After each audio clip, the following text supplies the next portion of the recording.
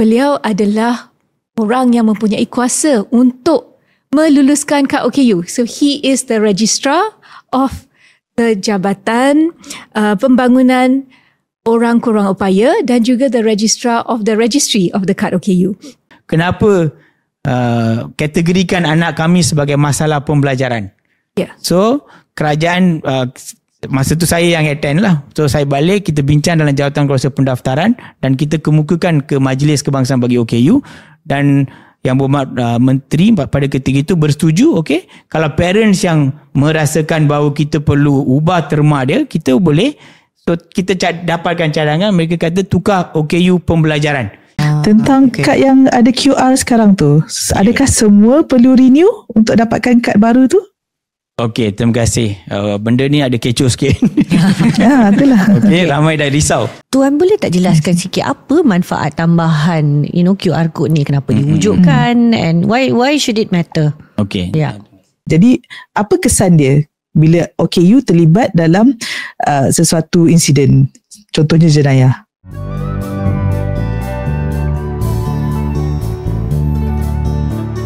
Hello, selamat datang ke Kita Family Podcast.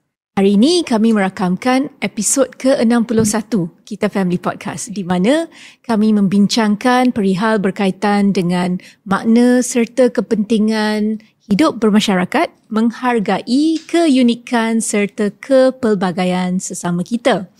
Dan kami juga meraihkan masyarakat yang berbilang agama, kaum, kepercayaan, rupa dan juga keupayaan. Kita menghargai hidup secara inklusif yang mengambil kira keperluan segenap lapisan masyarakat, terutama mereka yang kurang atau berkelainan upaya.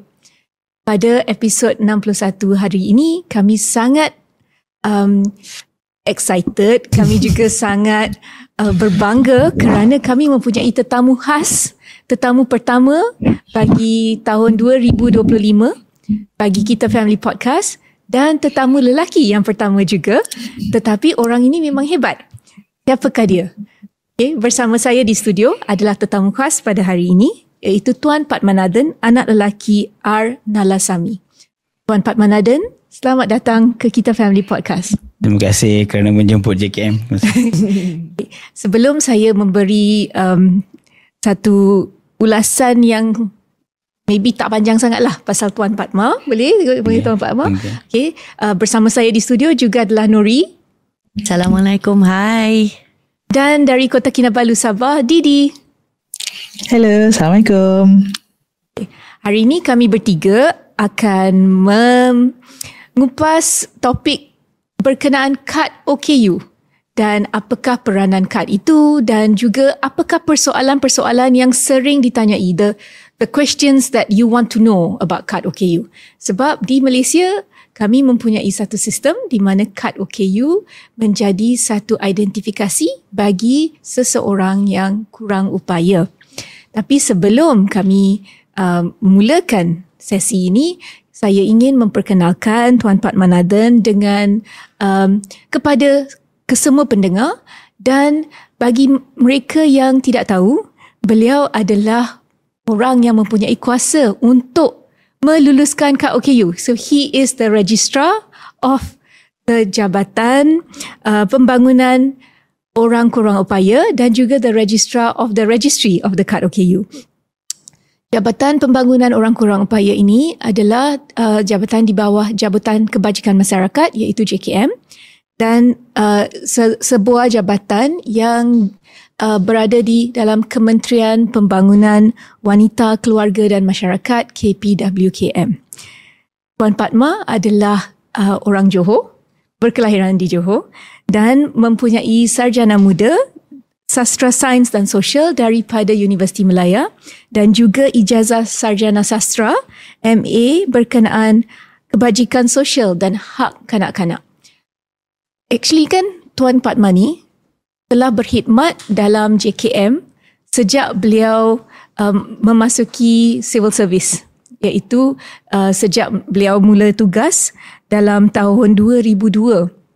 So banyak pengalaman, dan setakat ini dah dekat 23 tahun ya 23 tahun berkhidmat dan beliau ada memegang jawatan di Majlis Kebangsaan OKU, menjadi pengetua sekolah rumah budak laki-laki Melaka. Beliau juga kerja dekat Sarawak, ada di Sarawak, di Sarike, di Kuching, sebagai pegawai akhlak. Ada juga menjadi penolong pengarah kanan bahagian pembangunan sosial dan pengarah bahagian dasar dan hubungan antarabangsa JKM, pengarah JKM Negeri Johor. Itu adalah posting terakhir beliau selama lebih setahun. Dan pada tahun ini, Februari 2025, beliau telah dilantik sebagai pengarah Jabatan Pembangunan OKU. So, kami amat sukacita dan bangga dan juga very touched yang Tuan telah accepted our invitation untuk hadir pada hari ini untuk memberi pandangan dan informasi yang sangat mustahak.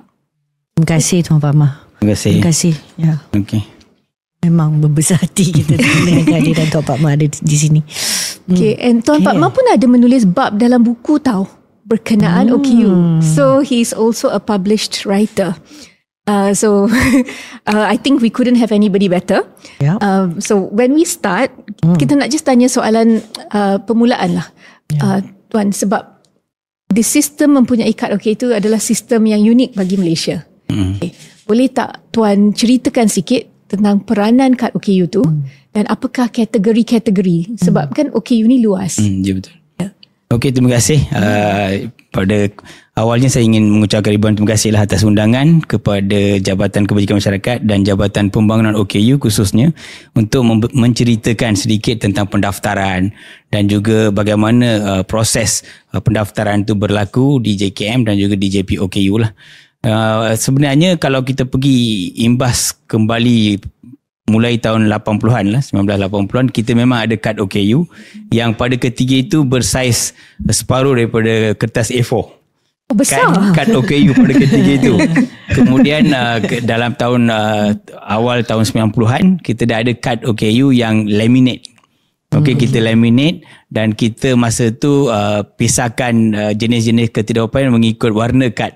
Okey, kalau warna hijau satu kategori, warna putih satu kategori. Dan mulai tahun 2011 telah ada inisiatif di mana sistem maklumat orang kurang upaya telah diperkenalkan oleh kerajaan. Okey, di bawah sistem ni lah kita telah memperkenalkan kad OKU yang pada awalnya ada chip di dalam tu, smart card. Okey, kemudian dia berkembang menjadi kad OKU yang ada QR code dan sebagainya. Jadi kad OKU yang berwarna pink sekarang ni, yang sinonim dengan warna pink, so adalah kad OKU yang telah diperkenalkan mulai tahun 2011 sehingga ke hari ini, tetapi telah mengalami beberapa proses evolusi.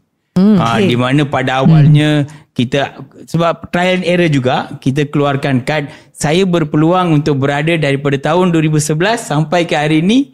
Saya tahu proses perkembangan yang berlaku dalam kad OKU tu lah sendiri. Jadi saya boleh ceritakan sedikit. Pada awalnya kad OKU kita hanya kad OKU biasa, warna pink, masih warna pink dengan adanya chip dan sebagainya. Tetapi ada beberapa ciri yang masa tu belum ada. Contoh, dalam bahasa Inggeris tidak ada perkataan card for person with disabilities. Okay. Kita wujudkan selepas ada orang minta, sebab ada seorang OKU telah pergi ke Australia pada ketika itu dan authority di sana tanya, what card is this? So bila dia kata ini card for person with disabilities, dia orang pun cadangkan, boleh tak kita masukkan juga satu perkataan dalam bahasa Inggeris mengatakan kad ni adalah untuk orang kurang upaya. So perkara seperti itu kita ambil kira juga supaya memberi peluang dan ruang kepada orang kurang upaya dan parents yang membawa anak OKU untuk sama-sama menerima kemudahan yang disediakan kepada anak-anak mereka even di luar negara. So itu proses evolusi yang telah berlaku sejak tahun 2011 dalam kad OKU. Dan sedikit tambahan maklumat juga seperti Puan Anit maklumkan tadi, Jabatan Kebajikan Masyarakat di bawahnya adalah Jabatan Pembangunan OKU telah diberi kuasa untuk membuat pendaftaran OKU. Dan pengarah Jabatan Pembangunan OKU adalah ketua pendaftar orang kurang upaya di Malaysia dan semua pengarah JKM negeri adalah pendaftar. Jadi pendaftar di belakang kad OKU, kalau tuan-puan perasan, ada nama dan tanda tangan pengarah negeri. Bukan pengarah ketua pengarah ataupun ketua pendaftar, bukan. Itu adalah tanda tangan pengarah negeri yang dalam akta OKU mengatakan mereka adalah pendaftar orang kurang upaya. Yang di peringkat ibu pejabat adalah ketua pendaftar dan juga timbalan ketua pendaftar yang merupakan pegawai di Jabatan Pembangunan Orang Kurang Upaya. So jadi itu adalah maybe more administrative lah. Yes. Pentadbiran di HQ, tetapi kesemua pengarah negeri mempunyai kuasa untuk membuat pendaftaran. Ya, sebab mereka adalah diklasifikasi sebagai pendaftar di bawah akta orang kurang upaya. Jadi Tuan, kalau statistiknya, di manakah dia dikumpul? Bahagian negeri ke bahagian kebangsaan? Statistik sekarang ni tidak ada isu sebab kita dah ada sistem maklumat orang kurang upaya. Jadi sistem tu memang boleh capture live data. So kita boleh tahu hari ini berapa orang OKU yang telah berdaftar sehingga waktu sekarang contohnya. Jadi tidak ada isu untuk mana-mana negeri. Mereka once dah daftar je akan masuk dalam sistem dan kita dah boleh capture kategori apa yang berdaftar, sub kategori apa yang berdaftar dan berapa orang yang telah berdaftar sehingga ke waktu ni.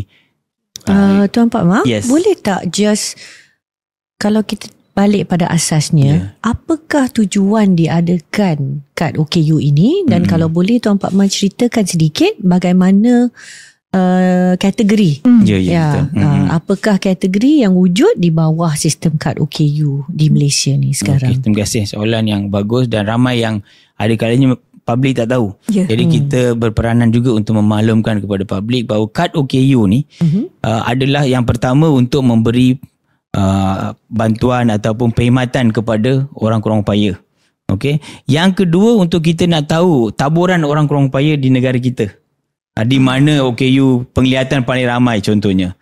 OKU autism contohnya, subkategori autism paling ramai di daerah mana, negeri mana, bandar mana contohnya. So kita boleh tahu. Peranan yang ketiga adalah untuk menyediakan perkhidmatan kepada orang kurang upaya. Contohnya katakan di kawasan yang contoh Brickfields, OKU penglihatan paling ramai berdaftar di Brickfields. So apakah jenis perkhidmatan yang disediakan, perlu disediakan kepada OKU penglihatan. So perkara seperti itu boleh digunakan oleh policy makers ataupun pembuat dasar di luar sana, terutamanya agensi kerajaan ataupun pihak swasta, untuk mereka menyediakan kemudahan dan juga apa-apa keistimewaan kepada orang kurang upaya mengikut kategori, mengikut subkategori dan sebagainya. So tujuan utama itulah 3 tujuan kenapa kad OKU itu diperkenalkan di negara kita. Balik kepada soalan kedua tadi, adakah apakah kategori-kategori yang ada di bawah pendaftaran OKU buat masa ni? Kita ada 7 kategori. Okey, kategori paling ramai adalah fizikal. Yang kedua pembelajaran. Yang ketiga yang ketiga penglihatan. Yang keempat yang quite alarming adalah OKU mental, semakin bertambah. So kita kena semua peringkat umur. Semua peringkat umur, tapi kebanyakannya yang dewasa lah. Kalau untuk yang mental, kemudian kita ada pendengaran, okey, kemudian pertuturan dan pelbagai. So pelbagai itu saya nak maklumkan juga bahawa pelbagai adalah lebih daripada satu kombinasi ketidakupayaan. Contohnya seorang OKU pendengaran mengalami OKU fizikal juga contohnya. So dia dianggap sebagai OKU di bawah kategori pelbagai. Katalah rare diseases tu. Penyakit jarang jumpa. Okay.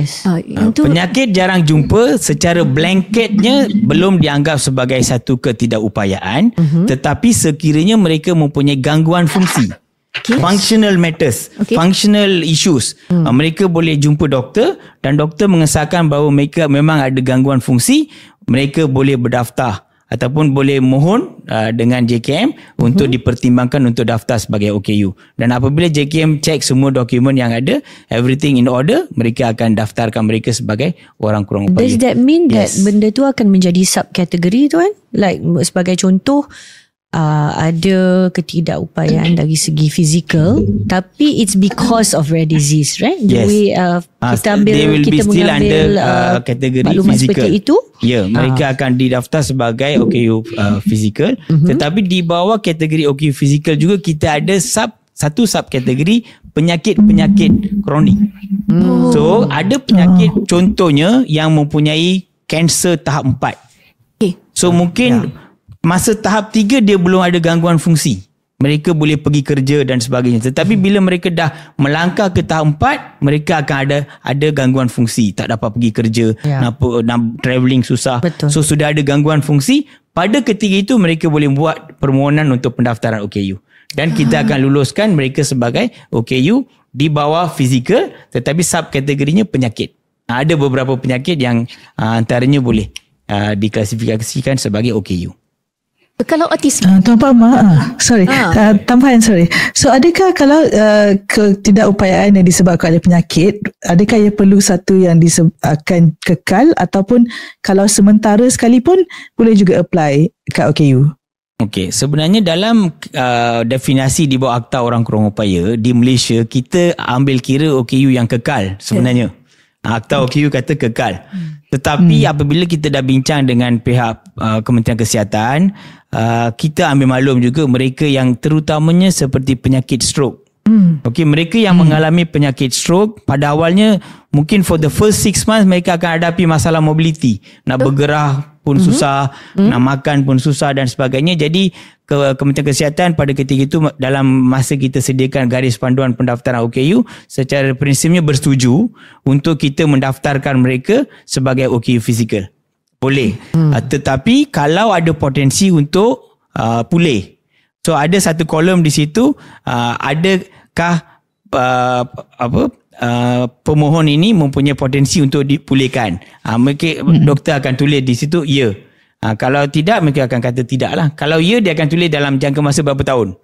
Katakan after 3 years kita boleh recall mereka, review mereka untuk melihat sama ada ketidakupayaan itu masih ada ataupun dah tak ada. So kalau dah tak ada, kita dah boleh tarik balik kad mereka ataupun mereka dengan rela hati boleh serahkan kad itu, sebab dalam Akta OKU memang membenarkan seseorang yang terhenti menjadi OKU boleh menyerahkan semula kad OKU mereka. So itu dibenarkan dalam Akta. Okay, so kalau discharge from diagnosis sebagai contoh, untuk sesiapa kategori OKU pun memang boleh pergi semula ke JKM dan kata saya nak pulangkan balik dan keluarkan diri saya daripada status pendaftaran OKU. Tetapi dengan pengesahan doktor. It's not voluntary. Bukan hari ini dia pergi terus ke JKM, saya nak batalkan pendaftaran OKU. Dia pun bagilah IC dia atau kad OKU. Bukan begitu. Mereka at least kena jumpa doktor dulu. Doktor mengesahkan bahawa ketidakupayaan mereka dah tak ada lagi. So then mereka boleh bawa dokumen tu kepada kami untuk dibatalkan pendaftaran sebagai orang kurang upaya. Maknanya tak boleh lah atas dasar saya tak nak lah kad ni lagi. Secara sukarela tak boleh. Once dah daftar, dia daftar melalui doktor juga. So sekarang ni dia nak keluar pun perlulah melalui doktor. Tak bolehlah secara sukarela keluar macam tu if in case anything happen in the future. Kalau katakan dia terlibat dalam kemalangan ataupun dalam satu insiden yang gaduh ke dan sebagainya, dalam sistem kita dia daftar sebagai OKU. Tapi dia dah serahkan kad OKU tu secara umumnya dia dah serahkan. Jadi adakah ini akan menyebabkan satu masalah? Ataupun ada orang dia dah serah tetapi dalam sistem masih wujud sebagai OKU. So kita kena berhati-hatilah dalam tu sebab kita tak nak nanti OKU tu menghadapi satu masalah ataupun situasi yang sukar untuk mereka di luar sana. Actually Tuan, macam mana nak apply? Kita start dulu. Kalau seseorang itu dia rasa dia nak apply untuk kad OKU. Okay. Adakah dia wajib? Satu. Dan boleh tak cerita bagaimanakah cara yang paling mudah untuk seseorang yang ingin memohon untuk kad OKU tu untuk secara diri sendiri ataupun untuk anak kan? Maybe ada perbezaan di antara dua tu kan? Terima kasih. Permohonan kad OKU di bawah Akta mengatakan mereka mohon, maksudnya secara sukarela. Bukanlah kita terus daftar mereka sebagai OKU, dan ini juga berkaitan dengan hak OKU lah. Sebab kita adalah negara yang telah menandatangani Konvensyen mengenai Hak Orang Kurang Upaya, CRPD. Dan dalam CRPD memang menyatakan tentang hak seseorang OKU. Jadi berdasarkan hak itu kita memberi ruang untuk mereka memilih untuk berdaftar atau tidak berdaftar. Dan setelah mereka bersetuju untuk berdaftar, mereka perlu berjumpa seorang doktor. Borang yang telah ada dalam garis panduan tu perlu diisi dan doktor akan mengisi mereka ini mengalami ketidakupayaan apa, di bawah kategori apa, dan juga subkategori apa. Contohnya, katakan seorang kanak-kanak yang cikgu di sekolah mendapati kanak-kanak ni ada sedikit ketidakupayaan. So cikgu pun maklum pada parents akan bawa ke JKM ataupun mereka boleh terus download borang daripada kita punya website. Mereka jumpa doktor. Kalau doktor dah sahkan katakan anak ni ada autism, mereka akan tulis di situ mild, severe, moderate ataupun severe. Doktor akan tulis di situ dan dia akan di bawah kategori pembelajaran. Once dah ada yang tu, doktor akan tanda tangan. Borang itu perlu diserahkan ke pejabat kebajikan masyarakat yang terdekat dengan mereka dan di mana mereka akan ambil kad itulah nanti. So physically kena pergi ke sana? Physically kena pergi untuk submit the form. Okay. Sebab doktor dari pihak swasta juga okey? Okey, ini satu soalan yang baik. Sebab ada yang tanya juga, adakah doktor kerajaan saja dibenarkan ataupun doktor swasta pun dibenarkan? Okey, kita bersetuju untuk membenarkan juga doktor swasta. Okey, GP pun boleh. Tetapi ada kategori yang GP tak boleh. Contohnya mental. Mesti pakar psikiatrik. Dan setelah 2 tahun mengalami sejarah mental, barulah seseorang OKU mental tu boleh mohon untuk pendaftaran OKU mental. Itu untuk mental. So a history of 2 tahun. 2 years. 2 years. So, in medication ke ataupun setelah medication tak pulih, and then only untuk OKU mental boleh berdaftar sebagai orang kurang upaya. Bagi autisma ada tak apa-apa time frame? Kalau untuk autism tak ada time frame. Once seorang doktor telah mengesahkan, dan ada juga kadang-kadang ada yang berpandangan lebih baik doktor pediatrik, pakar kanak-kanak yang sahkan. Ada tempat yang sukar untuk mendapat pakar kanak-kanak. So dalam keadaan itu, kesihatan kata boleh dipertimbangkan seorang doktor GP, tetapi mungkin mendapatkan pandangan daripada doktor yang lain lah untuk membuat pengesahan itu. Tapi paling basicnya seorang doktor yang telah berdaftar di bawah MMC. Mesti ada nombor MMC, kami akan cek. Dan kalau mereka merupakan seorang pakar, berdaftar di bawah NSR, National Specialist Registration tu. So yang tu 2 perkara yang JKM akan ambil kira sebelum kita daftarkan dalam sistem dan mengeluarkan kad orang kurang upaya kepada seseorang yang mohon. Permohonan boleh daripada seorang OKU sendiri ataupun seorang parents ataupun penjaga. Tidak ada isu. Even ketua masyarakat pun boleh rujuk kes kepada kami dan mereka akan berikan apa-apa info. Cuma untuk kanak-kanak bawah 18 tahun, kita ada satu kolom untuk ibu bapa tanda tangan supaya data dan maklumat berkaitan kanak-kanak ini kita boleh bagi kepada siapa yang berkenaan lah. Dan even untuk kad borang yang lain pun kita ada sedikit klausa di situ untuk mereka benarkan doktor untuk kongsi data ni sekiranya perlu untuk siapa-siapa yang berkenaan. So perkara itu dibenarkan. Sebagai pendaftar permohonan OKU, what are the usual problems yang akan biasanya orang yang memohon tu dia membuat kesilapan yang setiap kali pun kesilapan yang sama. So that sesiapa yang tengah menonton ini yang ingin memohon kad OKU itu tidak akan membuat kesilapan itu ketika mengisi borang ataupun membuat permohonan. So any tips, apakah things that you need to look out for bila mengisi borang berkenaan kad OKU? Mungkin ada apa-apa kesilapan yang kerap berlaku, beberapa perkara lah. Salah satunya saya rasa untuk OKU dewasa, dia ada bahagian domain fungsi. Sekiranya domain fungsi itu seseorang doktor ataupun OKU itu mungkin tak maklum kepada doktor secara clear, doktor pun letak di situ tiada masalah fungsi. Dia ada 4-5 perkara yang perlu dinilai. Katakan seorang doktor tu mengisi semuanya tiada masalah. So bila dia datang kepada JKM, kita isi dalam sistem tak akan generate kad OKU sebab dia tak ada masalah. Jadi untuk membolehkan sistem generate, sekurang-kurangnya dia kena ada 2 perkara yang ada masalah contohnya. So once benda tu dah ada, so automatically kad OKU tu akan di-generate. Tetapi untuk kanak-kanak boleh, tak ada masalah, tanpa domain tu masih boleh di-generate. Yang tu menjadi optional untuk kanak-kanak, sebab kita tahu kanak-kanak ada masa kita masih belum tahu dia orang punya perkembangan. Betul. Jadi kita perlukan masa. Mungkin ada kanak-kanak masa umur 3 tahun datang untuk daftar. Jadi kita bolehlah tanya parents ni mampu mandi sendiri ke, kan, mampu pergi berjalan sendiri, mungkin belum lagi. So perkara itu kita memang tak akan nilai. Jadi kita nilai berdasarkan perkembangan seseorang kanak-kanak, dan bila pakar pediatrik ataupun seorang doktor yang mengesahkan, kita akan terima itu sebagai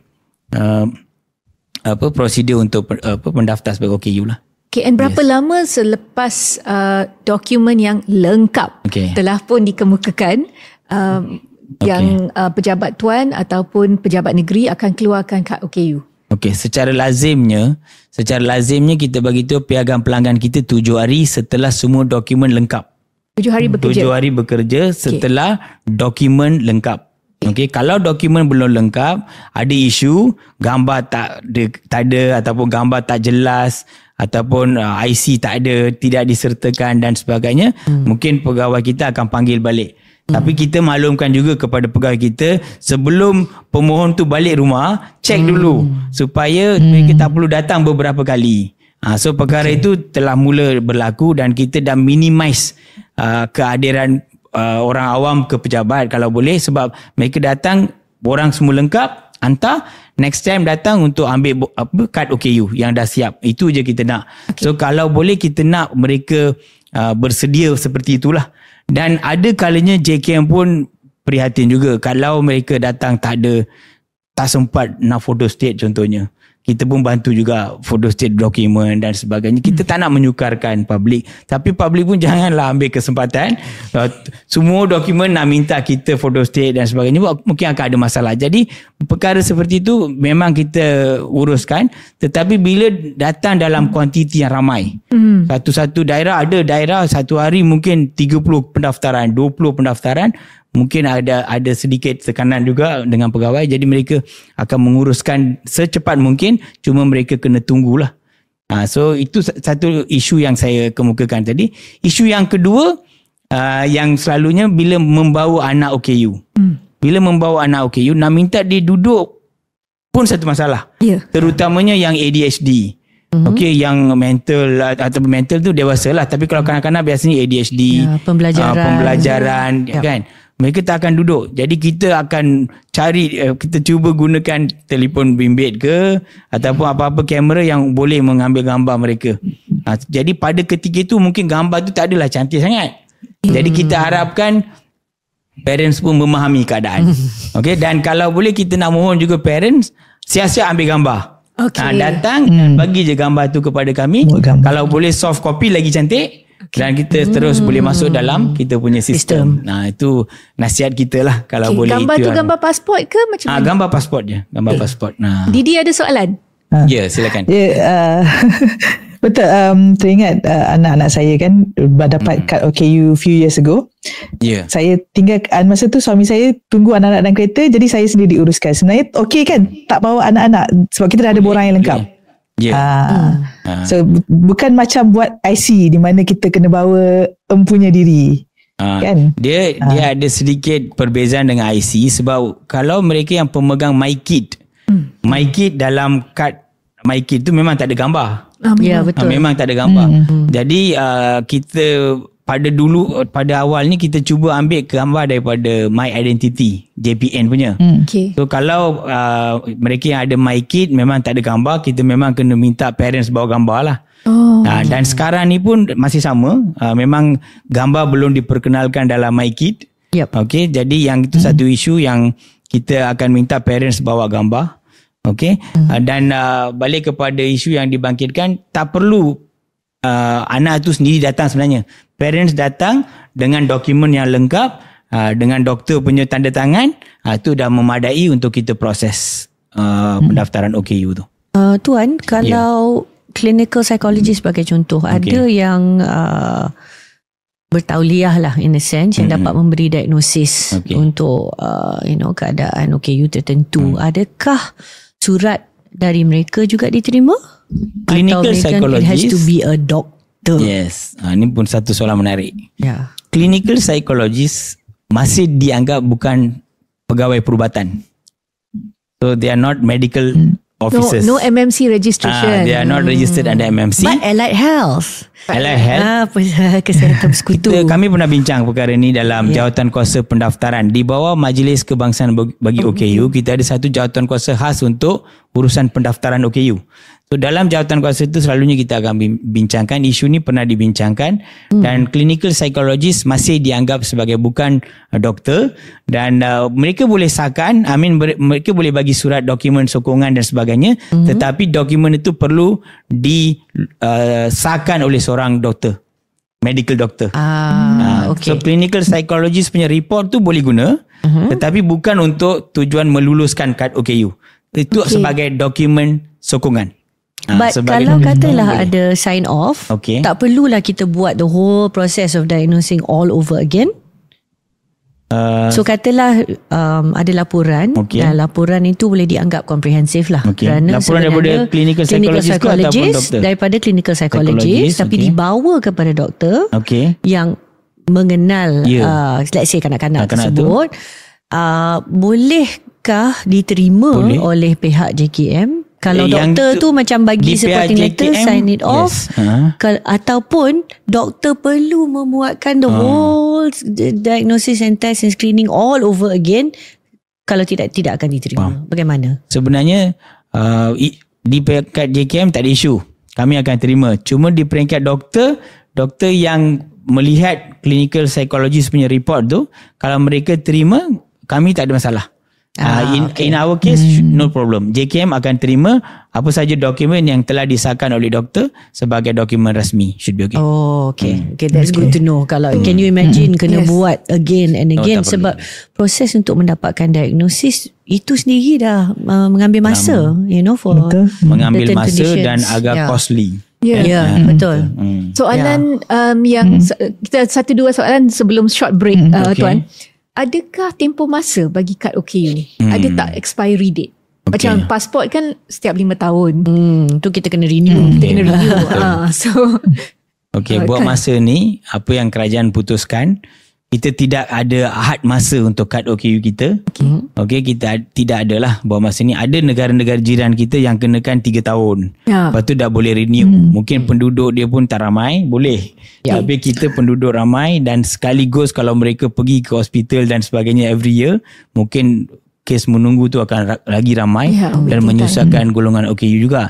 So atas dasar itu, buat masa ni KKM bersetuju supaya kita tidak mengenakan had tempo untuk kad OKU kita. Cuma sekiranya ada perubahan kategori, umur telah melanjut, katakan selepas 12 tahun muka kanak-kanak pun dah berubah, so mereka kena sendirinya pergi tukarlah kepada kad OKU yang baru. Cuma kita tak wajibkan 12 tahun mesti tukar.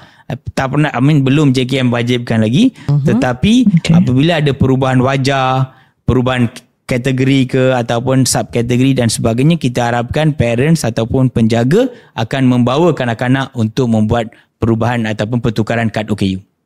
Itu harapan kita. Tentang kad yang ada QR sekarang tu, adakah semua perlu renew untuk dapatkan kad baru tu? Okey, terima kasih. Benda ni ada kecoh sikit. Itulah. Ramai dah risau. So kami bincang juga perkara ni di peringkat atasan dan kita telah buat satu ketetapan di bawah di mana kita tidak mewajibkan, kita menggalakkan untuk bertukar, menukar kad dan kita tidak tetapkan satu tempoh, katakan sehingga sesuatu tarikh belum lagi. So kita kata boleh tukar mengikut keselesaan, tetapi kalau boleh tukar secepat mungkin lah, sebab mereka akan mendapat peluang ataupun perkara-perkara yang ada dalam kad QR code tu mereka boleh gunakan. So itu harapan kita supaya mereka boleh menukar dalam keadaan ataupun yang segera lah. Cuma kita tak wajibkan dan kita belum tetapkan tarikh penutup. Last day itu tak ada lagi. Tuan boleh tak jelaskan sikit apa manfaat tambahan QR code ni, kenapa diwujudkan and why should it matter? Okay. sebenarnya kad OKU ni kita pernah juga dululah pernah bincang, boleh tak ada yang cadangkan kita merge dalam MyCard. Ada cadangan. Lepas tu bila kami buat engagement dengan OKU tak setuju. Mereka kata kami masih perlu kad OKU sebab kad OKU ni lah macam nadi kami, pergi mana-mana kami bawa kad OKU lebih daripada IC. Ada yang berpandangan begitu. Jadi mereka kata nak tak nak kami memang perlu kad OKU. So itu satu. Satu lagi, bila kita memperkenalkan, dulu kita ada chip dalam kad OKU, sekarang ni dah tak ada chip. Chip maksudnya smart card lah. So sekarang ni kita perkenalkan QR code. So QR code tu akan membolehkan sesiapa yang scan dan mereka akan tahu detail OKU berkenaan secara dalam sistem. Maksudnya mereka ni berdaftar secara sah. Mungkin ada yang ini untuk mengelakkan penipuan dan sebagainya juga. Mungkin ada yang bawa kad OKU, tetapi kad OKU tu mungkin palsu ke? Kalau manalah tahu orang boleh palsukan macam-macam kan. IC pun kadang-kadang orang boleh palsukan. Curi kad OKU orang lain.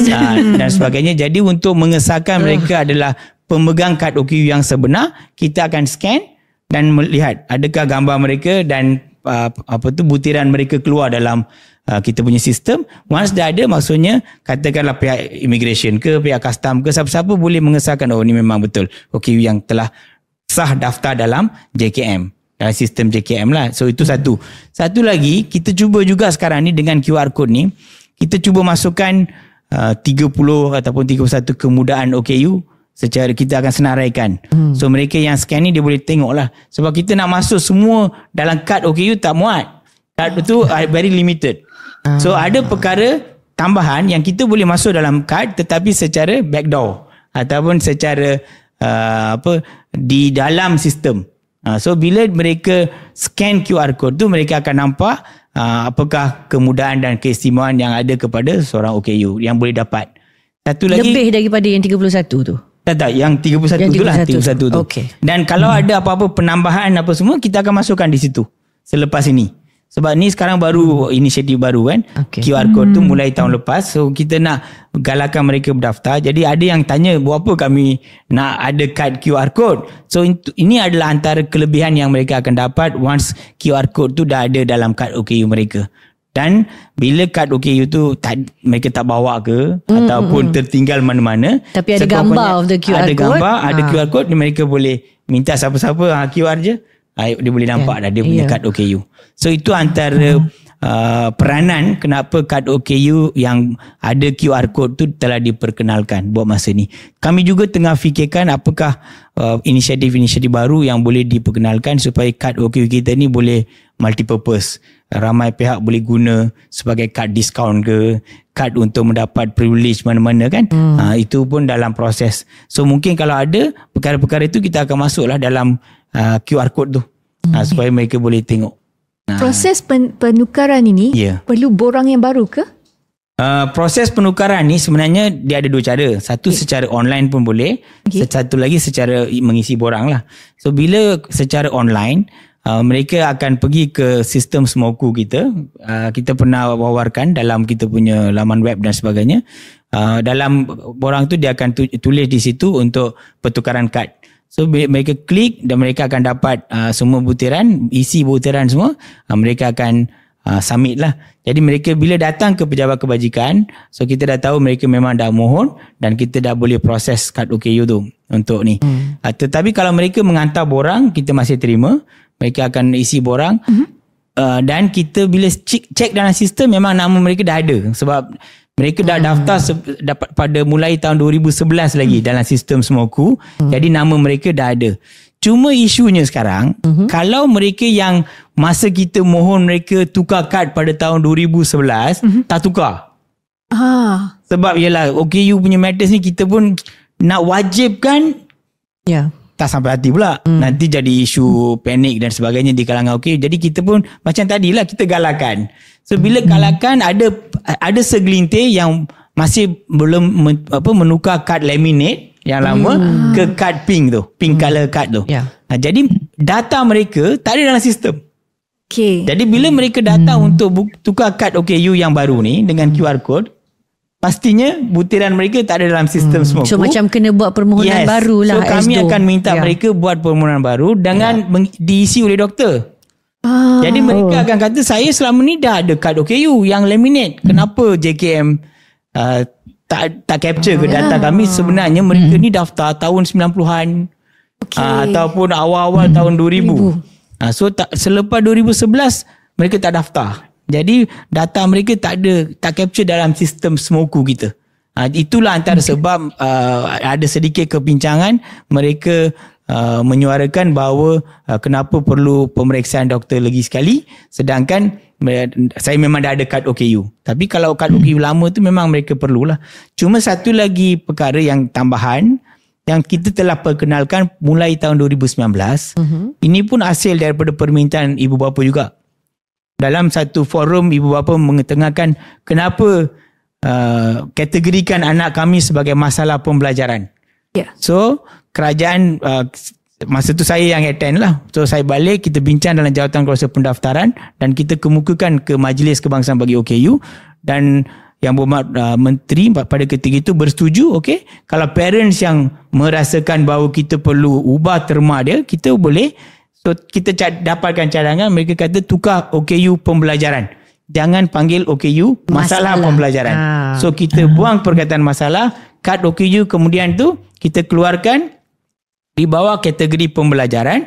Tapi satu lagi tambahan inisiatif adalah kita memperkenalkan subkategori. Sebab ramai parents yang ada anak autism, Down syndrome, ADHD. Semua tanya. Sebab kalau anak kami autism, bila nak dapatkan perkhidmatan, doktor tanya, ini subkategori apa?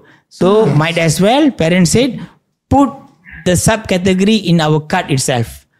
So kita pun bersedia dan doktor pun setuju, jawatan kuasa bersetuju, majlis bersetuju, dan kita dah keluarkan kad OKU mulai tahun 2019 dengan kategori pembelajaran tu terus kita tulis autism, Down syndrome, GDD, Global Developmental Delay dan sebagainya. Dia ada 6 subkategori, intellectual dan sebagainya, supaya ibu bapa ataupun penyedia perkhidmatan mudah untuk mengesan ataupun mengetahui apakah subkategori kanak-kanak kategori pembelajaran ini.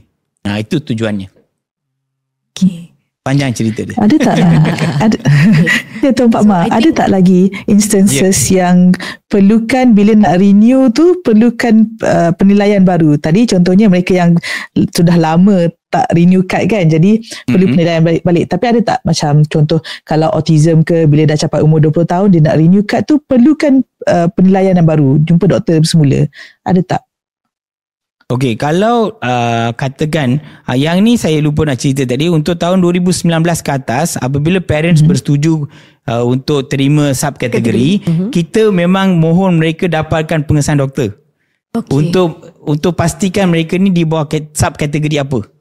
Sebab ada masa sebelum ataupun pada tahun 2015 contohnya mereka daftar sebagai masalah pembelajaran. Tetapi pada tahun 2019 kita nak tahu apa subkategori mereka. Jadi kita mohon parents untuk dapatkan pengesahan daripada doktor mengatakan anak tuan-puan ni dalam subkategori apa. Subkategori autism ke, ADHD ke, GDD ke dan sebagainya. Jadi mereka kita boleh keluarkan kad OKU mengikut subkategori berkenaan lah. Jadi dalam keadaan itu memang kita mohon mereka jumpa doktor lagi sekali. Tapi kalau kes-kes yang dah jumpa doktor, katakan masa tu kanak-kanak tu dalam 17, 16 tahun, dah sampai macam peringkat dewasa sikit, saya rasa ni pandangan saya, tak perlu untuk jumpa doktor lagi sekali sebab data mereka dah ada. Tetapi kalau katakan umur dia 20 tahun, tapi dia kata saya autism, tapi dalam sistem masih masalah pembelajaran, so that case perlu dirujuk kepada doktor untuk doktor sahkan bahawa orang berkenaan menghadapi OKU autism. Untuk itu mereka memang kena jumpa doktor. Itu jawapan saya. Saya buat ringkasan lah. Okey, sebab kad OKU ni dah mempunyai banyak evolusi. So kalau daripada 2019, kalau kad OKU dikeluarkan 2019 ke atas, tidak perlu penilaian semula. Tapi kalau antara kategori masalah pembelajaran yang diberi kad OKU dan ataupun telah memohon dan diluluskan kad OKU sebelum 2019, penilaian semula ini adalah perlu untuk subkategori. Yang tiada subkategori lagi. Kalau surat awal tu tak menunjukkan subkategori secara jelas lah. Tapi katalah kalau yang even the old one, pre-2011, tak bolehkah dia memohon dengan menggunakan diagnosis dia yang dulu kalau semua maklumat dah ada? Sebelum 2011. Yes. Kalau yang jelas, boleh dokumen yang jelas mengatakan mereka punya ketidakupayaan, kita okey, tak ada masalah. Kita Cuma ambil dokumen yang lama tu boleh terima. Selagi dokumen itu adalah dokumen yang rasmi. Yes. And we use that to submit to make whatever new permohonan lah. Betul. Sebab pihak hospital ataupun pihak Kementerian Kesihatan merasakan contoh macam autism, dia akan once dah ada autism, dia akan selamanya ada autism. Dia tidak ada peluang untuk dia pulih lah. So called mungkin dia boleh condition sepanjang hayat. Sepanjang hayat. Jadi dalam keadaan itu, kalau mereka dah didaftar sebelum tahun 2011 sebagai autism, sampai sekarang kita boleh terima, tak ada isu. Asalkan mereka simpan lah dokumen tu. Yang isunya sekarang, parents pun tak simpan. Di peringkat JKM pun dah berpuluh tahun, kita pun tak ada rekod. Dan dalam sistem maklumat OKU kita pun tak ada rekod.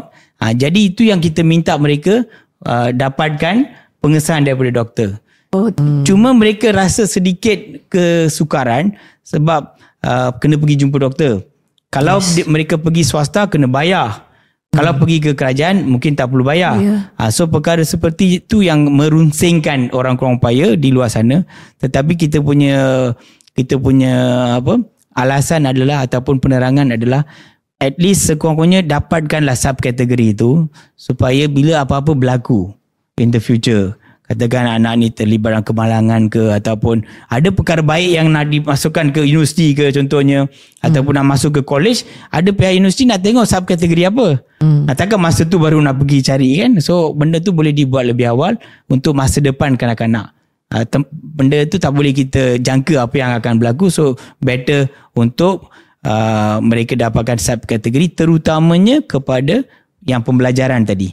Kalau yang fizikal, katakan kaki sebelah memang tak ada, yang tu memang clear cut cases, pegawai JKM boleh sahkan sebagai OKU, tak ada masalah. Tapi yang ni yang tak clear cut cases, memang kami perlukan doktor pakar ataupun doktor untuk mengesahkan. About future ni interesting to talk about after the break kan. Ada beberapa senario ni mungkin kita dapat kupas lagi kan Didi. So kita akan rehat sebentar dan akan kembali selepas ini.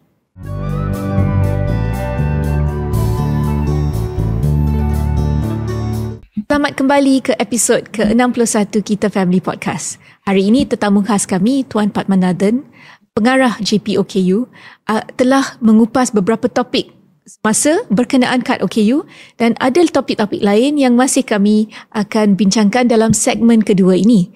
Topik ini adalah apakah implikasi, apakah manfaat kad-kad OKU kepada seseorang, dan isu potensi untuk digunakan sebagai diskriminasi. Saya serahkan kepada Didi untuk soalan seterusnya. Okey, Tuan Pak Amam, ramai kan yang beranggapan kalau mereka memiliki ataupun seseorang itu memiliki kad OKU, ia adalah satu tiket yang memberi perlindungan kepada mereka jika ada sesuatu yang tidak diingini berlaku. Tapi kalau kita bercakap tentang jenayah, sejauh mana, sebab tadi saya ada dengar Tuan Pak Amam ada sebut kalau ada masalah, kalau bergaduh ke apa ke, kalau ada kad OKU mungkin boleh memudahkan. Jadi apa kesan dia bila OKU terlibat dalam sesuatu insiden, contohnya jenayah? Baik, terima kasih. Satu soalan yang kontroversi. Okey, tapi perlu dijelaskan supaya masyarakat memahami dengan detail lah tentang perkara ni. Sebab kalau kita tengok, kad OKU ni bukanlah lesen untuk apa-apa untuk menutup apa-apa kesalahan ataupun kesilapan yang dilakukan oleh mana-mana pihak sebenarnya. Okey, seseorang yang melakukan kesalahan di bawah apa-apa undang-undang masih tertakluk kepada perbicaraan ataupun prosedur perundangan yang sedia ada. Yang itu tidak ada apa-apa penafian. Cuma bila ada kad OKU, kita pernah berbincang dengan pihak polis untuk menghasilkan dulunya ada satu garis panduan bagaimana menguruskan seorang OKU autism contohnya. Jadi itu akan memberi sedikit ruang kepada pihak polis untuk menguruskan seorang OKU autism dalam situasi yang sebaik mungkin. So itu bukanlah bermaksud kita memberi satu keistimewaan kepada seorang penjenayah yang telah melakukan jenayah ataupun kesalahan dan sebagainya. Ini adalah untuk proses ataupun prosedur untuk mereka membuat siasatan dan sebagainya. Jadi mereka akan gunakan pendekatan yang telah disyorkan dalam garis panduan yang telah disediakan oleh pakar-pakar yang telah kita runding pada ketika itu, dan mereka sendiri bersetuju bahawa seseorang OKU autism sekiranya telah ditangkap oleh polis ataupun telah melakukan jenayah dan sebagainya, inilah kaedah penyiasatan yang boleh reasonable accommodation. Exactly. So pengubahsuaian ataupun penyesuaian munasabah yang telah disediakan oleh pihak kerajaan untuk membantu golongan autism khususnya. Tetapi untuk OKU lain, tidak ada satu garis panduan khas sekiranya mereka melakukan jenayah dan sebagainya. Mereka masih tertakluk kepada semua proses perundangan yang sedia ada buat masa ini. Walaupun OKU pendengaran macam mana? Sebab mereka tidak dapat berkomunikasi. Betul, soalan yang baik. Kalau OKU pendengaran ataupun OKU penglihatan, mereka pun perlukan sedikit penyesuaian munasabah supaya apabila soalan dikemukakan ataupun ada isu yang nak dimaklumkan oleh pihak mereka, mereka mungkin perlukan jurubahasa isyarat untuk yang pendengaran.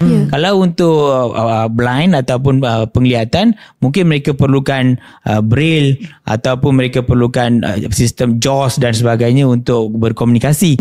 Jadi dalam perkara itu pihak yang menyiasat boleh menyediakan kemudahan itu untuk mendapatkan lebih banyak informasi yang dikendaki. So itu pandangan saya sebagai seorang layman, pegawai kerajaan yang bukan berlatar belakang undang-undang. Tetapi kalau ada perkara yang berkaitan undang-undang dan sebagainya, pihak penasihat undang-undang kita pun mungkin boleh menjelaskan secara lebih terperinci. Terima kasih. Okay. So bagaimanakah dalam I think Didi nak tanya soalan bagaimanakah implikasinya di semasa untuk memohon sekolah? Didi. Ya betul. Is it betul. Contoh kan, sebab bila kita dah ada kad OKU ataupun dalam kes saya, anak-anak saya lah mempunyai kad OKU.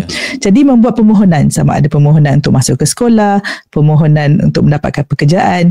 Jika ada status dalam tempat kosong yang perlu diisi, ada status OKU atau bukan OKU.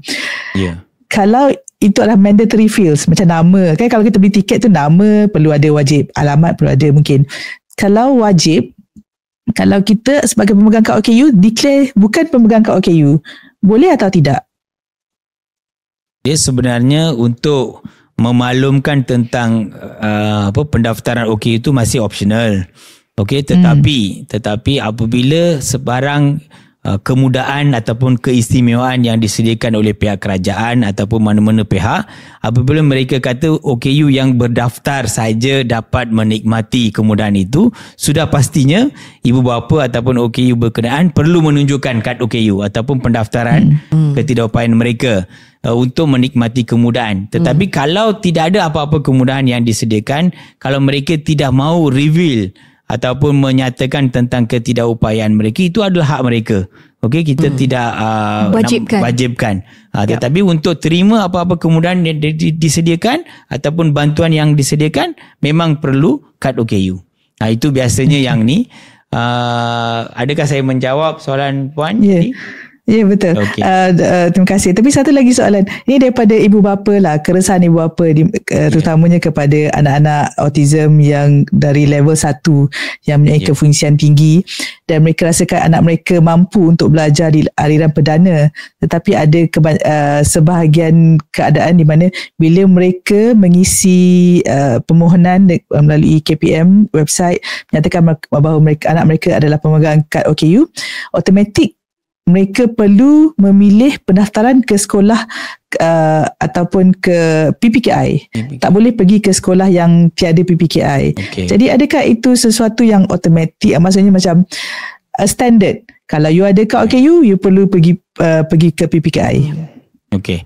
Satu isu yang pernah kita bincang dan mendapat reaksi positif daripada KPM juga sebelum ini, apabila kanak-kanak yang mempunyai OKU, ketidakupayaan, telah diletak dalam kelas PPKI terus tanpa dicuba dalam kelas inklusif ataupun dalam mainstream dan sebagainya.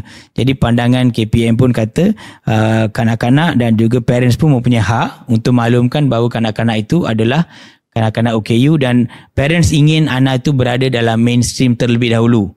Untuk dicuba sama ada kemampuan dia untuk terus berada dalam mainstream. So kalau yang tu saya rasa ibu bapa perlu berbincang dengan pihak sekolah untuk meletak kanak-kanak dalam mainstream. Okey, sekiranya kanak-kanak itu terus diletak dalam PPKI. Tetapi kalau PPKI lah yang telah dirasakan oleh pihak guru dan juga pihak ibu bapa sesuai untuk perkembangan kanak-kanak pada ketika itu, lebih baik berada di PPKI sebab proses pembelajaran di kelas PPKI itu lebih accommodate kepada seorang kanak-kanak OKU. So itu pandangan saya, dan sekiranya ada apa-apa isu saya rasa boleh berbincang dengan pihak KPM, tak ada masalah, dan pihak pendidikan khas di Jabatan Pendidikan Negeri juga boleh membantu dalam menguruskan masalah ini. Terima kasih. Tuan Pak Ma, boleh tak ceritakan sedikit mungkin keadaan di mana yalah pihak JKM atau kerajaan telah memberi respon atau apakah keadaan di mana kita telah melalui isu diskriminasi sebagai contoh yang telah berlaku. Of course bukan niatnya kan, tapi ada keadaan di mana diskriminasi atau keadaan telah berlaku berkaitan dengan kad OKU. Ya, kalau Tuan Pak Amar boleh jelaskan pandangan Tuan Pak Amar sendiri, secara umum ataupun nak bagi contoh, bagaimana ni Tuan Pak Amar? Dan saya membawa soalan ni kerana ini adalah antara sebab utama kenapa permohonan untuk kad OKU tidak dilakukan. Dan bila tak dilakukan, dan of course tidak berdaftar lah. Bila tak ada pendaftaran, and of course kita tak ada data to capture status OKU di negara. Kalau boleh Tuan Pak Ma ulaskan perkara ni. Okey, menyentuh tentang perkara yang ini, saya rasa lebih diskriminasi terhadap kad OKU tu, kalau saya kata langsung tidak ada, mungkin tak benar juga.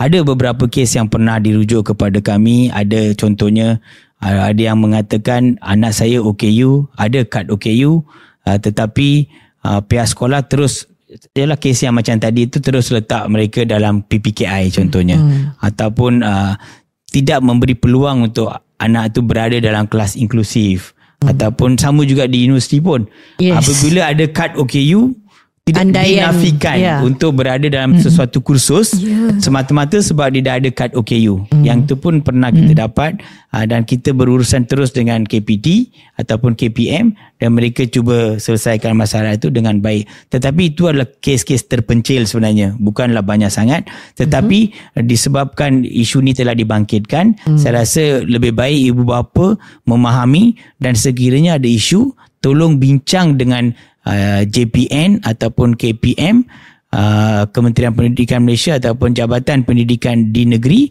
untuk mendapat penjelasan supaya mereka akan lebih mengetahui isu sebenar yang telah berlaku di peringkat sekolah dan sebagainya. Kita tak nak jeopardize the future of a child, dan kanak-kanak itu kalau dinafikan untuk berada dalam mainstream, mungkin dia sepatutnya function dia lebih baik. Dan mereka boleh menjadi seorang pelajar pintar, mana tahu. Okey, tetapi kalau kita letak dia dalam PPKI, mungkin agak terbatas lah dia punya perkembangan dan sebagainya. So yang itu mungkin pihak ibu bapa dan juga pihak sekolah juga perlu memainkan peranan untuk membantu dalam menyelesaikan isu ni. Jadi ini masalah persepsi dan budaya lah, in a sense. Betul. Ya. Walaupun kes ni tak banyak seperti saya katakan tadi, tapi disebabkan oleh ada ataupun memang ada beberapa isu, jadi kesemua pihak perlu memainkan peranan, dan persepsi ni perlu dinafikan lah, supaya tidak ada seorang kanak-kanak OKU menjadi mangsa keadaan. Itu yang kita tak nak. Bagaimana dengan allowance? Apakah allowance yang disediakan oleh JKM kepada pemegang kad OKU dan bagaimanakah bayaran ini dibuat? Okey. Untuk dia ada beberapa jenis bantuan yang disediakan oleh pihak kerajaan.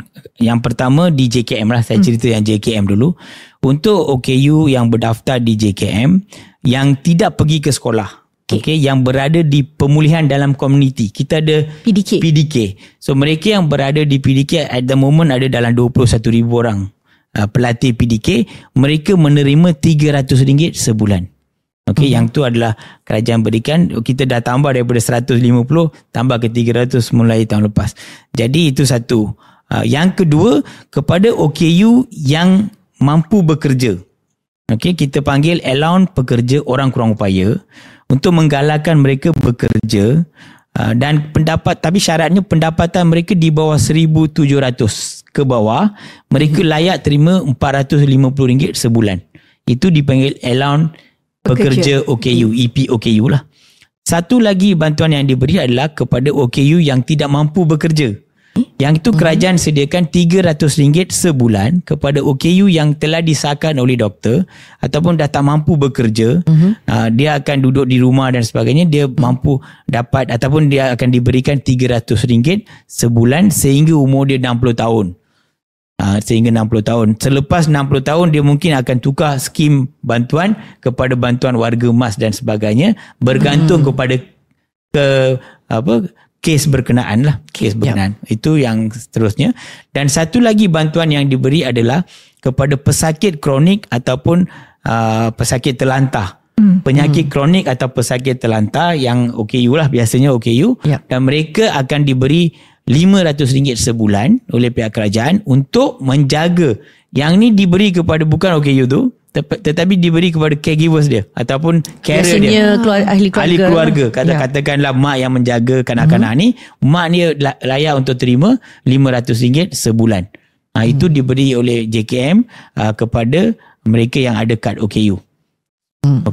Dan di peringkat KPM pula, untuk allowance murid berkeperluan khas, mereka sediakan RM150 sebulan buat masa ni. RM150 untuk kanak-kanak yang berada di dalam kelas inklusif, kelas pendidikan khas dan juga kelas PPKI. So dia ada 3 jenis sekolah kan. So 3-3 tu akan menerima RM150. Tetapi mereka yang berada di sekolah swasta buat masa ni tak terima. Saya difahamkanlah tak terima. Jadi mungkin yang tu perlu dibincang kemudian lah. So following on from tadi Didi punya question. So diorang di kelas PPKI ataupun aliran perdana, asalkan sekolah kerajaan, mereka akan terima allowance murid keperluan khas. Tadi Tuan Pak Mak kata ada 3 kategori. So does that mean kalau diorang di aliran perdana, mereka dapat atau tidak? Tapi sekolah kebangsaan. Sekiranya mereka berada di sekolah mainstream lah. Mainstream. Di mainstream kita ada 3 jenis pendidikan kepada OKU. Yang pertama inklusif. Dia OKU yang berdaftar tapi dia berada dalam kelas inklusif, masih dia layak untuk dapat allowance murid khas tu. Kemudian dia berada di kelas pendidikan khas. Sekolah tu the whole school pendidikan khas. Katakan pendidikan khas untuk pendengaran, pendidikan khas untuk penglihatan. So memang kita ada sekolah pendidikan khas. Satu lagi kelas dalam sekolah biasa. Itu adalah kelas untuk OKU, itu dipanggil PPKI. Program pendidikan khas integrasi, di mana kanak-kanak OKU akan berada dalam satu kelas, biasanya dalam 6-7 orang dalam satu kelas. Dan akan ada beberapa kelas lah di sesuatu sekolah, dan kanak-kanak itu pun layak untuk mendapat allowance murid berkeperluan khas tadi RM150 dengan syarat ada kad OKU. So just to betul-betul jelaskan, kelas inklusif adalah kelas aliran perdana di mana seorang kanak-kanak OKU dia hadir lah, dia terlibat. Actually it's just regular class. Dipanggil inklusif sebab dia hadir. Dia hadir dan dia declare bersama dengan rakan-rakan. But actually that is just class aliran perdana lah. That is not another special category of class kan. It's just kalau dia di situ dan janji ada, seperti yang Anik sebut, janji ada kat OKU. Dan hadir di sekolah kebangsaan, that's fine. So itu adalah tambahan, dan bayaran dibuat kepada ibu bapa. Dia akan bayar kepada kanak-kanak tu, akan bayar kepada akaun yang kanak-kanak tu, dan ibu bapa boleh menguruskan akaun tu lah. Tapi biasanya bawah 18 tahun kena ada joint account kan? Terpulang pada mereka. Nama anak tu kena Kena ada ada lah. lah. Individu yang berkenaan tu ada, kecuali kes di mana caregiver individu yang mengalami terlantar. pesakit terlantar and all that, then we know that it goes to the caregiver. Cuma saya nak tambah juga sedikit. Yep. Sekiranya seorang ibu bapa merasakan tidak mahu daftar anak tu sebagai OKU, kad OKU tiada, mereka masih ada hak pendidikan untuk anak tu boleh pergi ke sekolah, cuma mereka tak akan menikmati apa-apa allowance. Itu je. Okey. Oh, maksudnya untuk masuk ke kelas PPKI tidak memerlukan status OKU, tapi mungkin perlukan report daripada doktor. Dan ada yang saya dengar sekolah meminta sebenarnya borang dalam borang OKU itu sendiri ada penilaian di mana doktor mencadangkan sama ada boleh pergi ke pendidikan khas ataupun boleh pergi ke aliran perdana kan. Jadi sebenarnya yang diperlukan mungkin salinan borang itu, tapi bukan kad OKU itu sendiri. Betul tak Tuan Pak Ma? Ya, betul. Borang tu, tetapi biasanya orang mengisi borang tu untuk mendaftar. Ya, betul. Jadi kami akan terima borang tu untuk pendaftaran OKU. Tetapi setelah diisi borang tu, kalau mereka tak serah pada JKM, memang kad OKU tak akan keluar lah sebab dia tak serah. Cuma mungkin mereka akan bawa borang yang diisi oleh doktor ke sekolah untuk mengatakan bahawa anak saya ada autism mild contohnya. Tolong terima dalam sekolah. Mungkin pihak sekolah masih akan terima sebab hak pendidikan perlu diberi. Tetapi untuk allowance apa semua dia tak layak. Setelah mendaftar dan ada kad OKU, barulah mereka layak untuk menerima allowance yang disediakan oleh pihak kerajaan. Apakah pandangan Tuan untuk kepada semua pendengar? Apakah mesej yang Tuan ingin berikan, Tuan Pak Ma, sebagai pengarah JPOKU berkenaan mereka yang masih belum mendaftar ataupun tengah fikir, patutkah saya mendaftar anak saya untuk kad OKU? Apakah what are the benefits that you see that maybe people out there don't see? Okay, terima kasih. Soalan yang famous selalu ditanya, terutamanya orang yang berpelajaran dan financially strong. Mereka selalu tanya, apa keperluan untuk saya daftar? Sekarang ni saya mampu untuk menjaga anak saya dan kami merasakan anak tak ada keperluan untuk dapat kad OKU dan sebagainya. Jadi alasan ataupun kita punya penerangan kepada mereka, mendaftar OKU ni bukan semata-mata untuk bantuan, adalah lebih kepada untuk mengetahui taburan OKU dan perkhidmatan-perkhidmatan yang kerajaan boleh sediakan kepada OKU di sesebuah kawasan ataupun di sebuah negara lah secara total. Jadi itu yang kita minta mereka berdaftar. Tetapi seperti yang saya maklumkan tadi, ada pihak yang mereka masih fikir perlu daftar ataupun tidak perlu daftar. Mereka ada kalanya mendapatkan pandangan daripada setengah doktor kata cuba daftar segera. Ada pandangan pula mengatakan tak apa, tunggu sampai 5 tahun ataupun 6 tahun boleh daftar. Jadi ada dua pandangan. Kami pun pernah bincang dengan pihak doktor juga. Masing-masing ada pandangan. Ada yang memang bernaslah pandangan mereka, kenapa mereka kata jangan daftar sekarang, daftar kemudian. Ada pula doktor kata daftar cepat supaya intervensi itu boleh diberi cepat. Kalau intervensi lambat, memang apa yang kanak-kanak tu dapat tu akan lambat dan proses pemulihan tu akan lagi lambat untuk mereka pergi sekolah dan sebagainya. Jadi nasihat kita secara sincerely, saya ingin maklumkan bahawa tolong daftar sekiranya anak tuan-puan memang ada ketidakupayaan yang telah disahkan oleh doktor. Okey, sekiranya tuan-puan tak nak daftar ataupun melambatkan proses akan menjejaskan masa depan kanak-kanak. Saya ada satu kes mungkin saya boleh kongsi di sini. Suami seorang doktor, isteri pun seorang doktor. Suami call saya dan tanya, saya perlu daftar ke tak perlu daftar? Saya maklumkan semula kepada doktor, anda seorang doktor, anda should know better than me. Tapi pandangan saya beritahu doktor kena, kalau boleh daftar segera supaya anak ni mendapat satu terapi ataupun intervensi yang baik pada peringkat awal lagi. Jangan lambat.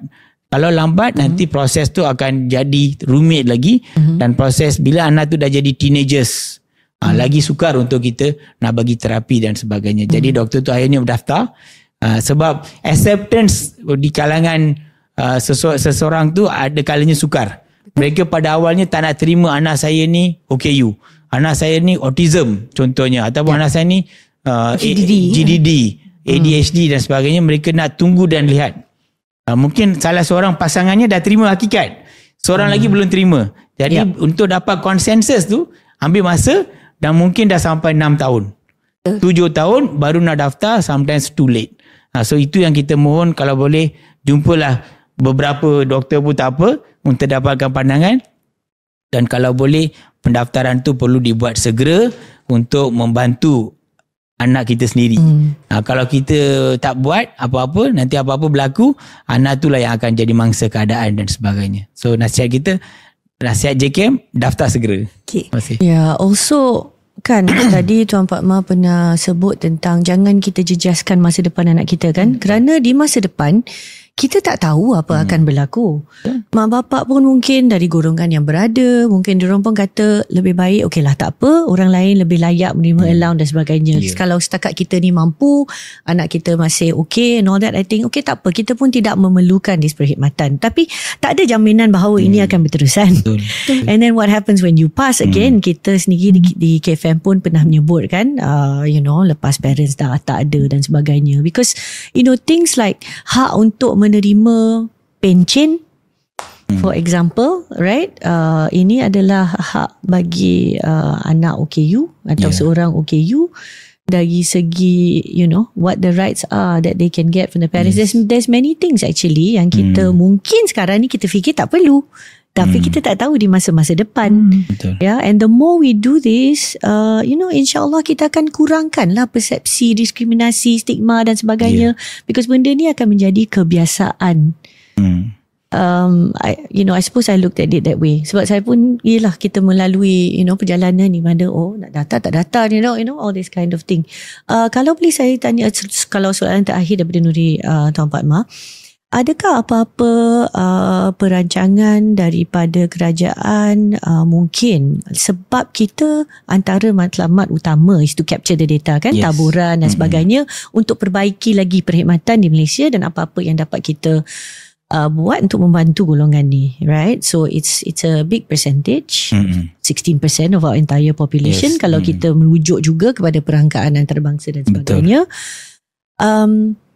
Is there any other way, ataupun setahu Tuan Pak Ma lah, perancangan untuk memperbaiki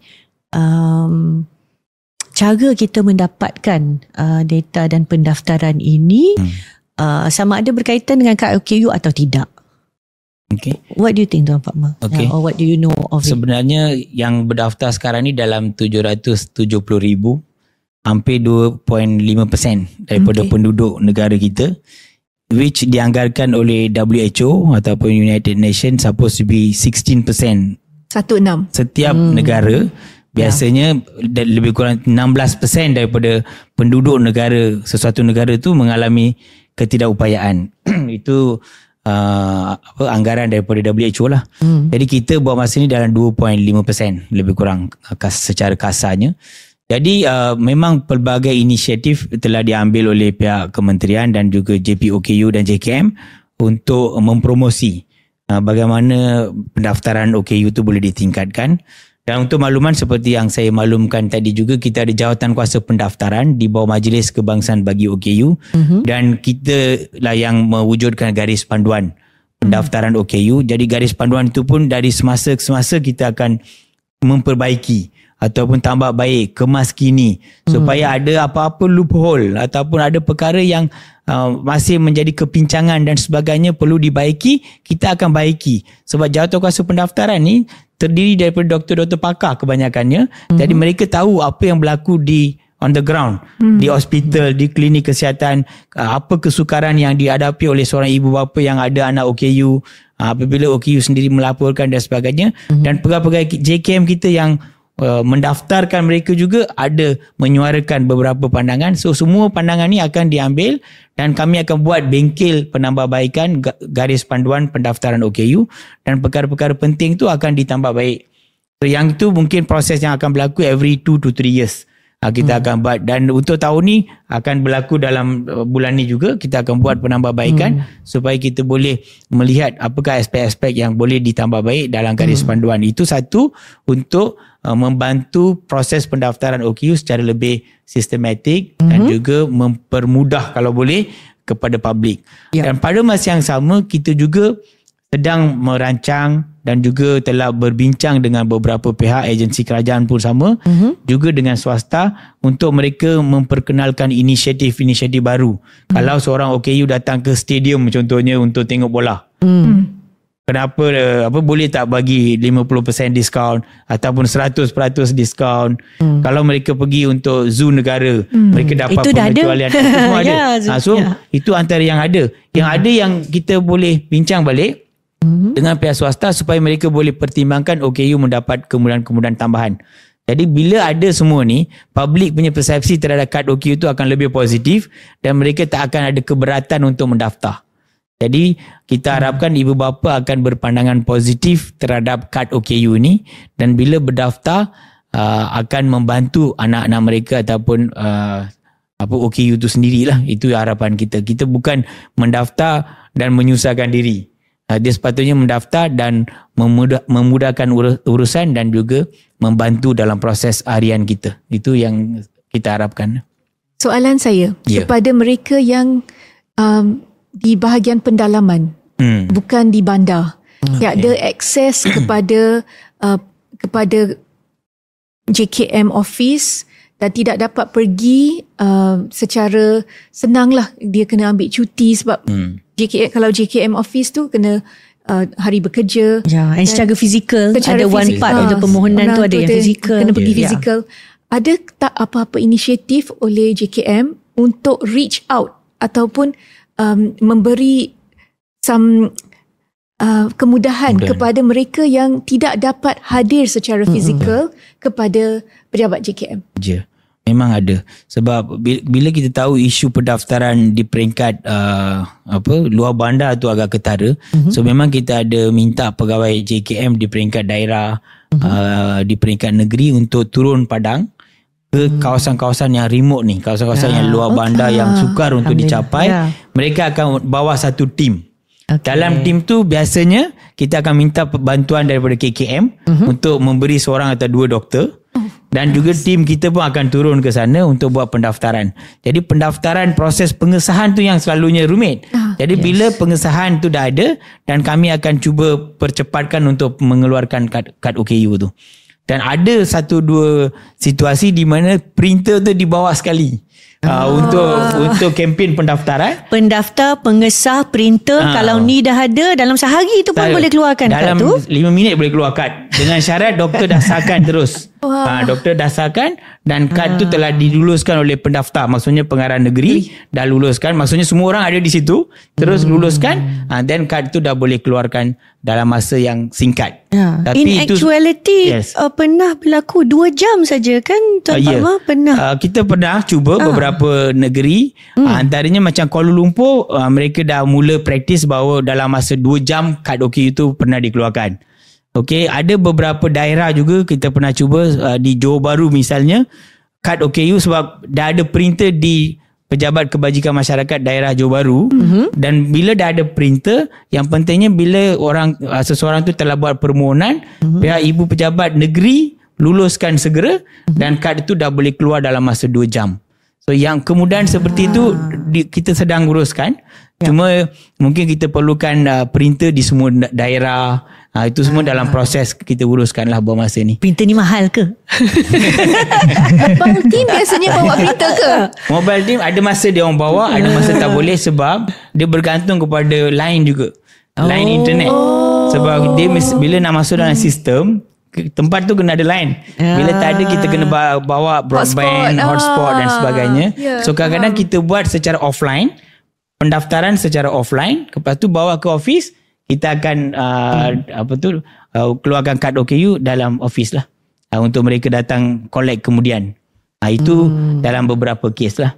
Ada Okay, yang so macam then tu. that means dia tak payah pergi mohon dan sekali lagi datang untuk collect, dia buat sekali je sebab dah permohonan dia dibuatkan. Yes. Dan dia kena ambil sehari untuk datang untuk kutip kad OKU je. Ya, Within the betul. 7 days lah kan ada within the 7 working days. days. So at least sekali je lah kena pergi. Dan kalau pergi lambat pun tidak akan didenda sebagai contoh kan. Betul, tak ada So masalah. then mengikut kemudahan lah sebagai contoh. Kalau kesan pendalaman dia ambil lah pada masa yang memang perlu ke bandar dan sebagai contoh, things like that. Tapi kalau kad OKU hilang macam mana? Okey. Kad OKU hilang, mereka kena pergi pejabat kebajikan terdekat.